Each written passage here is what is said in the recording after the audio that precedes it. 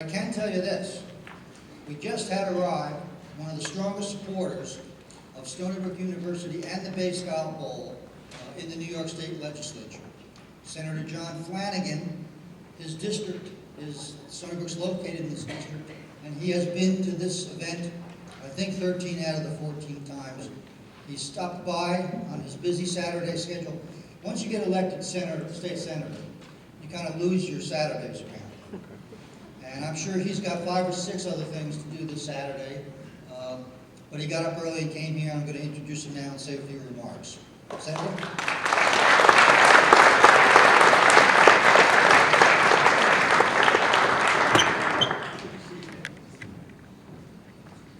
So good morning, everyone. Good morning. Well, a little bit of good morning. Good morning. All right, so I am elated to be here. And I actually do think this is my 13th year in the New York State Senate. Spent 16 years in the New York State Assembly, but this is the kind of thing when you're an elected official, you don't have to do these kinds of things. It's not like a homework assignment, like you're going to be graded on it. And in reality, a lot of you come from districts that I don't even represent. But I do represent Stony Brook. I do believe in the work that gets done here on so many different levels. And I had breakfast with President Stanley the other morning, just talking about long-range vision for the university. And for anyone who is contemplating higher education, SUNY is the greatest by ever. And we have one of my kids, my son Sean now is here at Stony Brook, and my other son Jake is at Buffalo. But you are here to compete, and I was explaining to a friend of mine this morning about what this type of program is about. I chair the Senate Education Committee, and we have an obligation to help promote free and appropriate public education and opportunity and access for students all across the state of New York.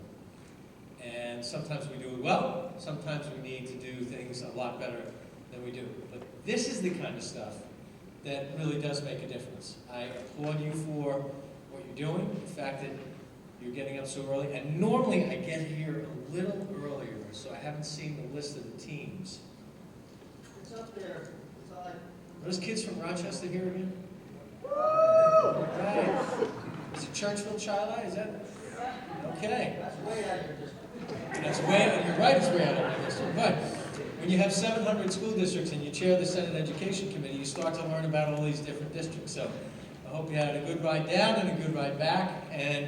But what we are looking at and looking for in education right now, we need good, young, talented, energetic, dedicated people. Male and female, particularly in the sciences. You hear a lot about STEM. We want you. We want to recruit you. We want to do good things for you.